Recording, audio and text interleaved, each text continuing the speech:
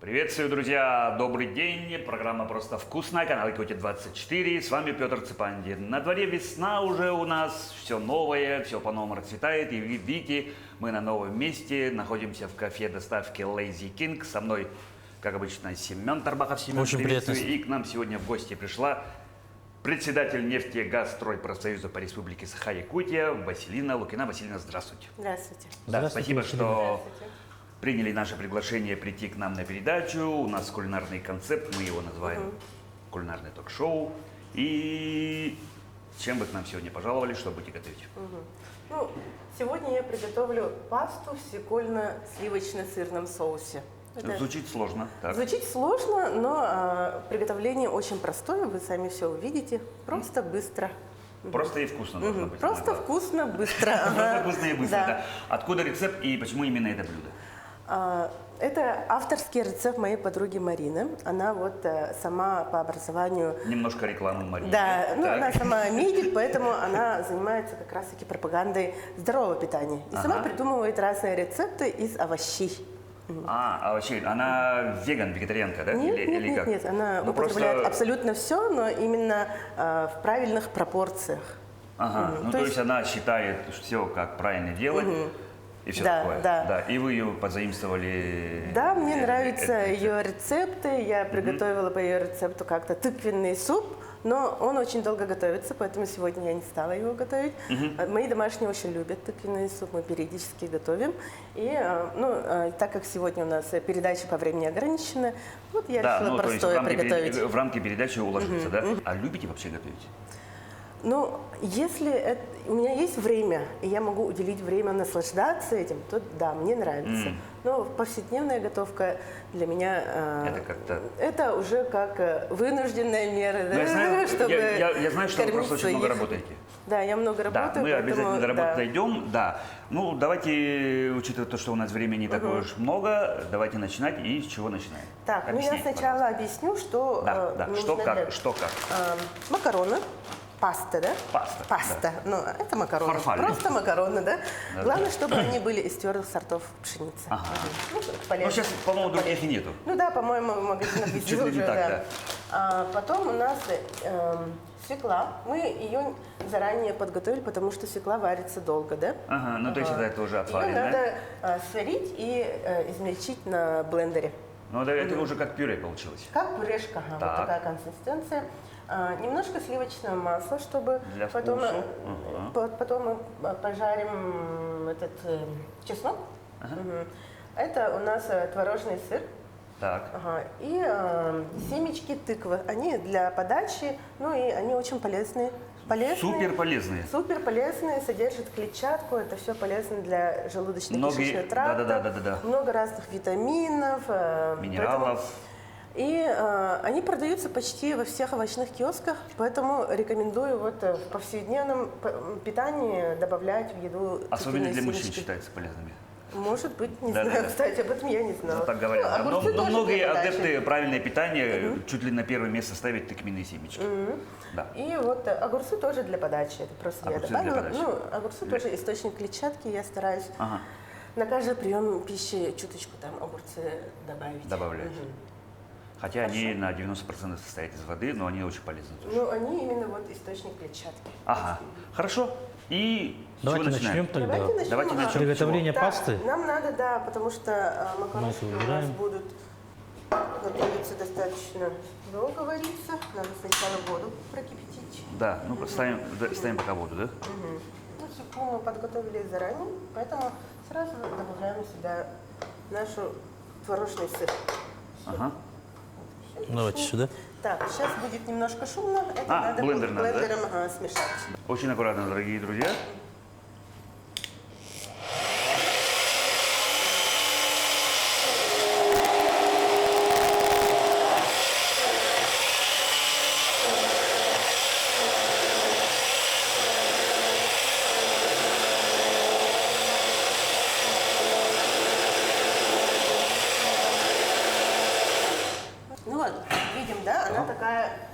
обычная должна получиться. Ага. Ну, чуть-чуть сбилась. Да, чуточку сбитые. Так, мы можем пока нарезать огурчики, они для подачи, для красоты и для пользы. Ну и пока вода у нас закипает, мы можем просто пообщаться, да? Давайте. Да. Самая первая рубрика, мы ее шуточно называем «Как вы дошли до жизни такой». Ну, скорее всего, вы же не стали же сразу председателем профсоюза. Да. Ну, Как ваша трудовая деятельность складывалась? Вообще, Да. в Сахатранснефтегаз я пришла еще студенткой. Во втором курсе проходила учебную практику. А где вы учились? В Екатеринбурге, когда я поступала, это был Уральский государственный технический университет. Вот старшему поколению, наверное, знаком этот университет, Уральский политех раньше называли. Ну, когда я оканчивала, он уже стал Уральским федеральным университетом. Где уральские пельмени и все прочее? Ну, они же все упишники, они, по-моему. Большинство, да. Ну, по-моему, ага. И теплогазоснабжение и вентиляция моя основная специальность. Сразу перебиваю и сразу такой вопрос. Обычно, ну как, может быть это стереотип, но все-таки в газ, нефть идут когда больше мальчики. Почему у вас такой выбор был? Примерно у нас в группе было примерно чуть-чуть пополам, мальчиков, да ладно, наверное, да? чуть больше, наверное, да. Ага. И здесь даже тоже в СФУ есть тоже такая специальность видов ИТ уже, Значит, да? все-таки это стереотип. Наверное, потому что там высокие проходные баллы, да? И, как правило, туда поступают те, кто хорошо учился в школе. Так. Поэтому, да, девушкам, наверное, проще поступить, потому что обычно девочки в школе хорошо учатся, В основном учатся лучше. В основном лучше Средний, учатся, да, пока температура. Вот эта специальность, она одна из самых востребованных обычно вот в университетах, где есть эта специальность. Да? А я хорошо училась в школе по математике, физике, была олимпиадником по математике, даже международную олимпиаду Я тоже. выезжала в Казахстан. Поэтому выбрала техническую профессию, поступила. Уравнение Шрёдингера помните? Ой, такого нету, такого нету. Ну и параллельно там училась на экономиста, вернулась в Якутск с 2 красными дипломами. И потом я должна была поехать в Верхневилюйск, потому что на тот момент мой муж работал в Верхневилюйске. Я поехала туда, искала работу. Но, к сожалению, в Верхневилюйске меня никто на работу не взял. Газ не добывает. Есть там Есть? участок там газовый, добывают, но да? там мест не Но было. не взяли. Ну, даже в других предприятиях, куда я ходила, меня никуда не взяли в Верхневилюйск. Поэтому мне пришлось Судьба. вернуться в город Якутск. И вот меня пригласили в Сахатранснефтегаз. Я начинала слесарем, инженером, потом старшим мастером была в Сахатранснефтегазе. Ну, опять же стереотип. Ну как, где инженер и где девушка? На самом деле инженеры девушки есть, но мало девушек. Но это же все именно- равно надо поля выходить, там варить что-то такое, или как? Девушек мало именно вот мастеров, и нет старших мастеров девушек, да? То есть я тогда была единственной женщиной старшим мастером. Да. Ну, параллельно со всем этим делом уже меня подключили в профсоюзную деятельность. Ну, мой первый руководитель практики Хармин Владимир Павлович, он активный профсоюзные мероприятия проводил, спортивные. И как я пришла на практику, меня сразу подключили. Я, будучи студенткой, уже участвовала в соревнованиях, там, помогала проводить мероприятия. И когда трудоустроилась, тоже сразу в это влилась, в актив, вошла в правком. Сначала я проводила спортивные мероприятия, потом стала председателем молодежного совета, потом председатель молодежного совета Федерации профсоюзов, потом молодежное правительство. Чуть ли не неразрывно сразу. Сразу, с ранних профсоюзная лет. деятельность, она неразрывно связана с моей трудовой деятельностью. Ну, потом на госслужбу ушла. Это было Да, вы говорили, 2000. что в Министерстве молодежи Да, работали. была первым заместителем министра молодежи. Вот Даже так? многие удивлялись, как вот девушка из слесаря стала первым заместителем министра молодежи. Да, вот я как раз рассказала. Тоже вроде как не вяжется. Потому что, вот как я рассказала, сразу я параллельно занималась общественной работой, с молодежью работала, и вот это все привело меня в Министерство молодежи.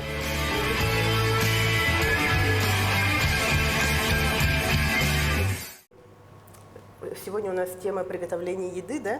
Почему я пришла с рецептом именно полезной еды, да? Как раз-таки вот на тот момент, когда я была на госслужбе, я была молодая, мне было 25 лет, я стала первым замминистра молодежи, большая ответственность, да, я полностью себя... Молодой замминистра первый. Ну, Да, круто. я полностью Вообще же- посвятила себя работе, полностью 100%, наверное, да.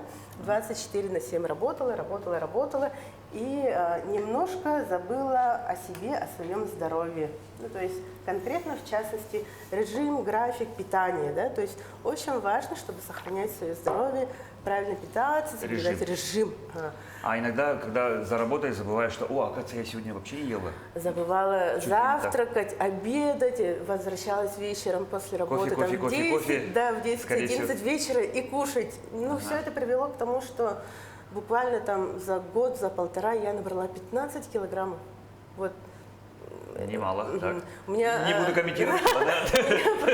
невысокий рост, это я на каблуках, у меня тут больше так, ладно. 10 сантиметров, поэтому, конечно, это... Вас самоиронии не занимать, да, молодцом. Это отразилось, в частности, и на здоровье. Ну, конечно, да. Полностью. Поэтому я дальше не стала развивать свою карьеру на госслужбе. Я решила заняться своим здоровьем. Мгм. Вот. Сказала, будь здоровой, но не замминистра.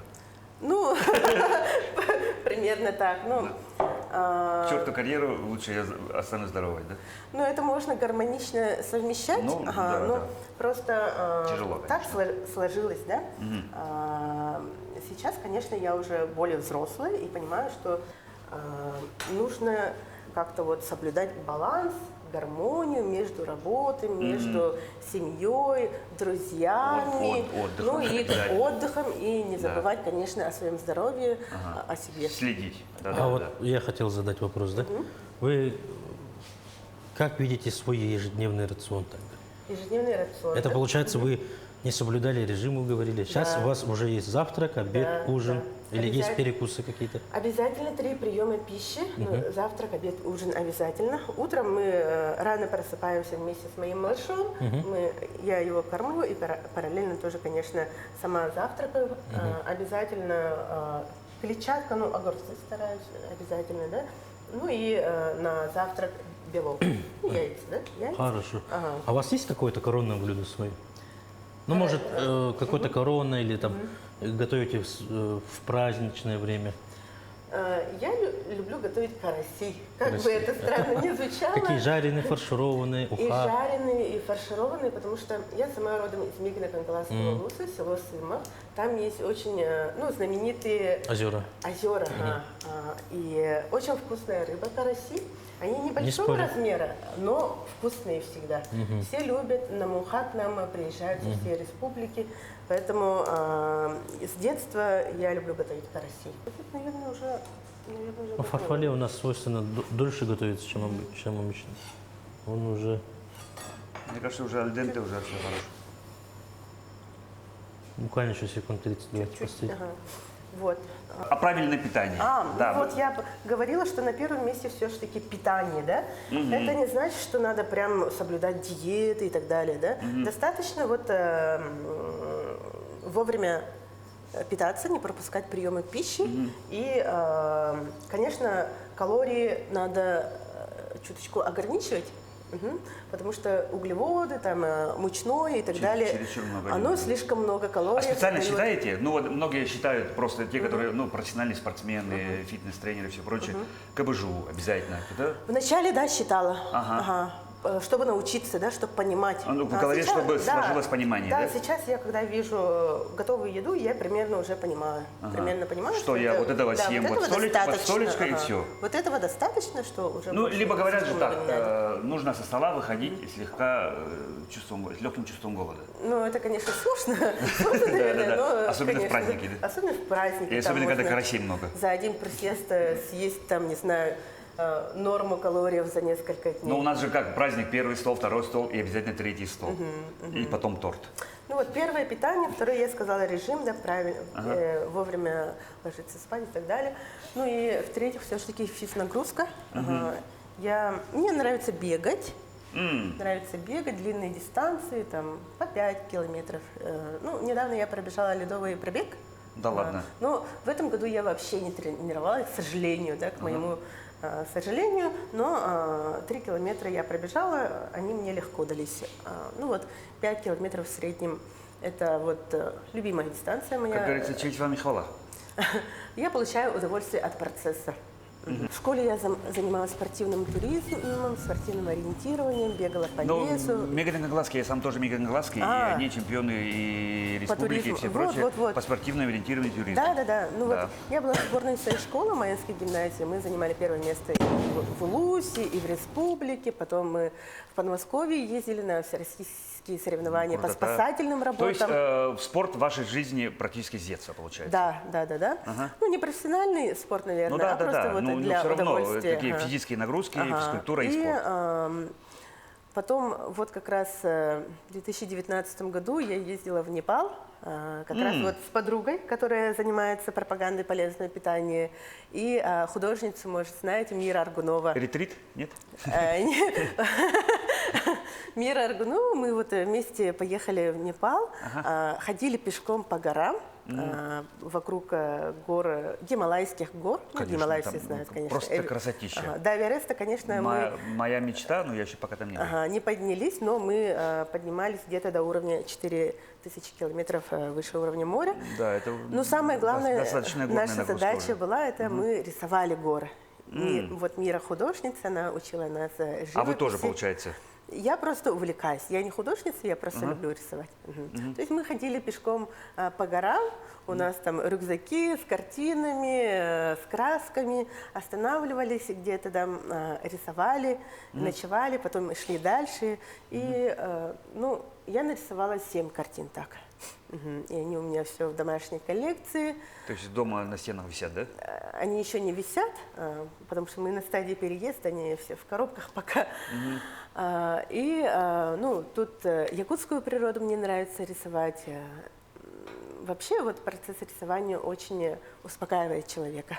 Мы уже перешли к вашим увлечениям практически. Да, но это как увлечение, хобби же, да? Это, наверное, как хобби. Не думали о том, чтобы, вдруг у вас получается монетизировать это в будущем? Нет, я об этом не думала. Ну, а вдруг? Я иногда дарю там близким друзьям, родственникам. Кстати, это отличная идея, когда у кого-то очередной день рождения, сказать, это я сделал своими руками. Да. С подарком прийти. Ну, я как дополнительный подарок дарю. Вот так, да? Вот. Сначала мобильный перевод, а потом картина. Ну, типа того.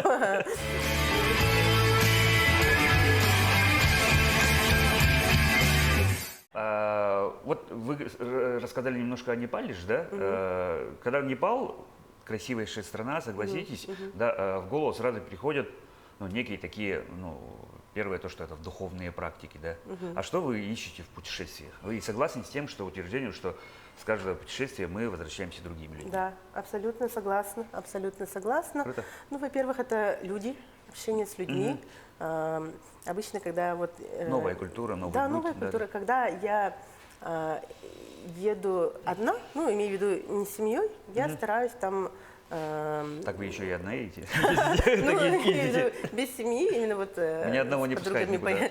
с подругами поехала, и периодически с мужем вот отдельно путешествуем. Какая у вас крутая договоренность с мужем. Да, молодцы, мы друг другу доверяем. Я поддерживаю то, что вот у супруга тоже должна быть какая-то вот кусочек своего мира, где он общается со своими вы можете друзьями, прямо сейчас сам мужу путешествует. передать. Пользуйтесь. Да, передаю привет своему мужу. Ему будет приятно, да. Вот, хорошо. Паста у нас готова, Семен ее промыл. Молодец, Семен, спасибо большое.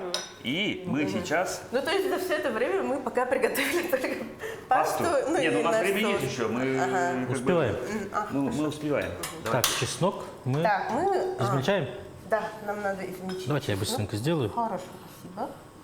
Семен просто красавчиком это любит делать. И нравится, когда его хвалят, что он как хорошо это делает. Я огурцы нарезала просто так кругляшочками, а по идее, конечно, можно было их красиво, да? Надо было попросить Семена, он, наверное, очень красиво оформил. Вы можете мастер-класс получить, ничего страшного.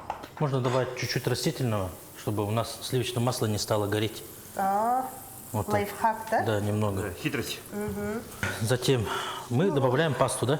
Вот как раз у нас масло растопилось. Сразу масло? Или Да. чеснок. Чеснок, наверное. Да, обжарим, чтобы для аромата. И затем можно добавить. Работал в Агату, это когда он еще был в ЕГСХ. Я там была Уже не был в ЕСХИ? Я помню, когда была в ЕСХИ. В ЕГСХ я была проректором по воспитательной работе. Да вы вообще босс. Везде. По связям общения. Первый Скоро дойдет до замминистра, того, что- проректор, Да, скоро дойдет до того, что вы, председатель. оказывается, Да вы были вообще шеф-поваром. Да? у вас мощная карьера. Чуть было не сказал, сколько вам лет? Мне 33, и я не Да, нет, ну скрываю в своего 25 возраста. первый замминистра, ну это действительно дорого стоит, вам надо отдать должное. Ну, как я говорила, упорство и труд. Да, труд, да, да, труд. И, скорее всего, синдром И отличника. Немножко есть такое. Немножко ага, есть. немножко И тоже есть. согласна. Видите, еще и сама ирония. Ну, Потому что редко кто соглашается, начинает обижаться Просто на этот термин. я знаю, что ну, в моем характере и так далее, что мне надо корректировать. Поэтому я над этим работаю, поэтому я признаю, осознаю, И принимает. принимаю и работаю над ними. Вот вы видели, да, мы немножко поджарили чеснок, добавили туда вот Нашу нашу массу, смесь, да, которую я... да, и добавляем туда наши макароны, то есть Да. пасту. Пасту. Всё это Красивые фарфали. Да, все это смешиваем. Смотрите, оно очень красиво смотрится, да, такая действительно. розовая. А свекла сама очень полезная. Много железа, много клетчатки, магний, калий. Все это нужно для нашего организма. Вот мы весной чувствуем нехватку энергии, нехватку, да, это После как обеда уже раз-таки, хочется спать. возможно, да, как раз-таки у вас Мне не уж сейчас хватает хочется спать. железа. Ну, да. Я шучу. Сейчас не хочется спать. Поэтому надо как раз-таки, ну, рекомендуется вообще не через витамины, там, таблетки, БАДы восполнять витамины, Желательно а именно натурально. через еду. Потому Когда что есть- организм через еду лучше усваивает витамины. Процент усвояемости высокий. Выше так. то Да, есть, да, да, гораздо. да. Поэтому вот, когда готовим, стараемся добавлять немножко вот овощей. Овощи вообще в целом. Любые овощи, кроме картошки, они полезные. Ну, мы можем уже сервировать, уже можем пробовать и продолжать общаться. И все-таки как-нибудь, когда-нибудь дойти до и вашего вот, профсоюза. Да, и вот когда работала как раз в Агату, меня пригласили обратно в Сахатранснефтегаз, где начиналась моя трудовая деятельность, да? Обратно. Обратно пригласили, и как раз прошли выборы на должность председателя нашего профсоюза. И меня там избрали председателем. И вот Так, уже это выборная должность. это выборная Ну, то должность. есть, если выборы, то, скорее всего, были и другие кандидаты. Ну, на тех выборах не было других кандидатов. Потому что безальтернативно. это досрочные выборы были. Наш предыдущий председатель, он более 20 лет был председателем и ушел вот на пенсию, на заслуженный отдых. У нас достаточно большой объем работы. Самое важное, мы являемся таким мостом, переговорным мостом между коллективом, между работниками и работодателем. Саханефтегазбыт, наши руководители всегда поддерживают профсоюзные инициативы, поддерживают свой коллектив и сами заинтересованы в том, чтобы условия труда всегда улучшались. Поэтому в этой части, когда мы проводим переговоры, они проходят достаточно легко, потому что мы друг друга понимаем, друг друга слышим и поддерживаем друг друга. Вот. Ну, самое главное, это вот результат нашей работы, это коллективные договоры в Сахатранснефтегазе, в Саханефтегазбыте, да? Они в свое время периодически становятся лучшими в республике. Там, помимо там, В смысле, это какие-то конкурсы там или что это? Федерация профсоюза проводит среди предприятий конкурс ежегодно на лучший коллективный договор. То есть в каком предприятии созданы лучшие условия для работающих людей. И вот, То есть они по каким-то критериям специально оценивают, да? оценивают, ага. Ну, во многих коллективных договорах, к сожалению, имеются только те меры, которые уже есть в трудовом законодательстве, да, они как бы дублируют, да. Просто взяли, скажем так, некий шаблон и все, да? Да. А вот где есть хорошие профсоюзы, они активно продвигают интерес работников, там хорошие коллективные договоры, где для людей дополнительные То есть, меры получается, есть, улучшающие. конечно, общие требования к работе профсоюза, которые обязаны неукоснительно соблюдать, но при этом профсоюз может по своей инициативе вносить какие-то коррективы Да, в работу. да, То есть да. какие-то предложения, чтобы представлять и интересы работодателя, и интересы работников. Так? Ну, в первую очередь, конечно, это интересы коллектива, интересы Работников. работников. Но, опять же говорю, вот мне повезло, потому что интересы работников у нас совпадают с интересами и начальства, потому что руководство этих предприятий, они сами часто инициируют какие-то дополнительные меры для поддержки работников. Какие, например? Ну, например, 13 зарплата. 13 повышенная зарплата премия, тоже. И в этой части. путевки. Ну, самое главное это вот зарплата, да? Зарплата. Любому человеку, который работает, важно своевременно получать зарплату. Это во-первых, да? Ну, это закон. Это закон. Но, Да. Не дай бог просрочить, сейчас, по-моему, сразу да, в суд можно сейчас подать. очень жестко контролируется Сейчас это. очень жестко, да. Нет Во-вторых, такого, что по годами не получать, как раньше. во-вторых, В 90-е же было важно, так. чтобы нормально индексировалась зарплата, да, каждый год. Ну, согласно инфляции, ставки рефинансирования и Но, все прочее. к сожалению, во многих предприятиях как бы увеличивается, но увеличивают оклад и уменьшают премиальную часть. И получается И вроде то, как что- бы джи на том же Да, уровне остается. и фактически получается то, что все равно на руки та же зарплата. Практически. Да, чуточку увеличивается. Но вот, поэтому важно, чтобы работодатель проводил индексацию. То есть профсоюз ваш, то есть ваша деятельность, в том числе и для того, чтобы работникам время от времени Увеличивали зарплату, да. зарплату. Да, Тоже? Сейчас Федерация профсоюзов как раз занимается тем, чтобы индексировали зарплаты для работников государственных учреждений. Это мы перешли, значит, к объяснению, для чего вообще нужен профсоюз. Ну вот самые главные цели и задачи тогда. Какие Ну, ваши? смотрите, вообще, зачем нужен профсоюз, да? Вот. Надо задать себе вопрос таким образом. Хочу ли я получать своевременно зарплату, белую зарплату, не в конверте, да, чтобы работодатель платил налоги за меня, социальные выплаты. Даже если я не прихожу на работу. Я шучу.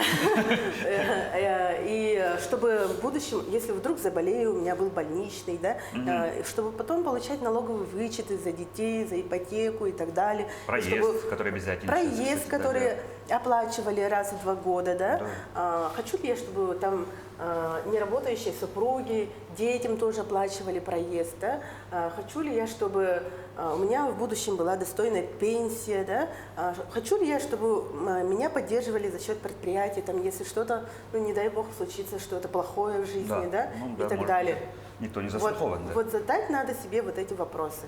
Если да, то ответ такой, да, тогда нужен профсоюз. Надо вступать в профсоюз, надо выбирать в свой профсоюз активных людей, которые все это будут продвигать. Ну то есть инициировать. вы можете сказать, что, то есть вы хотите сказать, что работник имеет право сказать, я не хочу вступать в профсоюз, не надо мне это, и Ну, вот на профсоюзные предприятиях проценты может не платить. Сейчас вот, допустим, проблема именно создания профсоюзов именно в основном в частных предприятиях, да.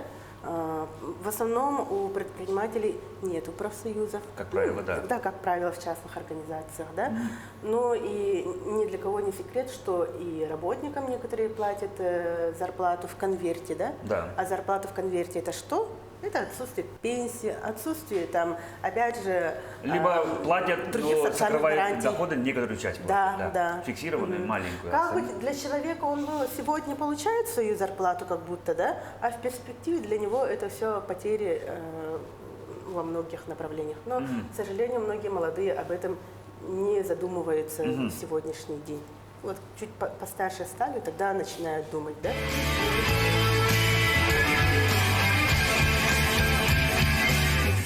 Ну что, Василина, Так. давайте. Та-да-да-да. Та-да-да-да. Мы же Паста Барби. Посолили же, да? Паста Барби. Очень интересное сочетание. Да. И цвет очень интересный. Цвет интересный. И тыквенные семечки сочетаются. Полезный. Полезные и вкусные. Необычно, да? Очень необычно. Спасибо вам за интересную беседу. Спасибо за очень интересный рецепт. И, ну, действительно, вот, смотрите, очень красивое блюдо. Мы обязательно это в кадре, за кадром доедим. У нас такая добрая традиция в конце нашей передачи. Пожалуйста, вот на эту камеру пожелания для наших телезрителей. Ну, наступает один из главных праздников трудящихся, 1 мая, День весны и труда. Мои пожелания будут касаться нашего праздника, да. Поздравляю всех трудящихся, всех членов профсоюза. И самое главное мое пожелание – это чтобы у вас была достойная зарплата, достойные условия труда, достойные, безопасные условия труда. Ну и чтобы вы на работу каждое утро шли с удовольствием, а каждый вечер дома вас ждали любимые люди. Это, как говорится, основа счастья, мне кажется. Основа Да? счастья. Да. А я еще расскажу, что у нас сегодня в гостях была Василина Лукина, председатель нефтегазстрой профсоюза нашей республики. Василина, еще раз спасибо вам за участие в нашей передаче. Семен Тарбахов, я Петр Цыпандин. На этом, друзья, мы с вами прощаемся. Да. Будьте здоровы и кушайте, как мы всегда, просто и вкусно. Вкусно. А иногда еще и красиво. Ну, да. Будьте здоровы, друзья.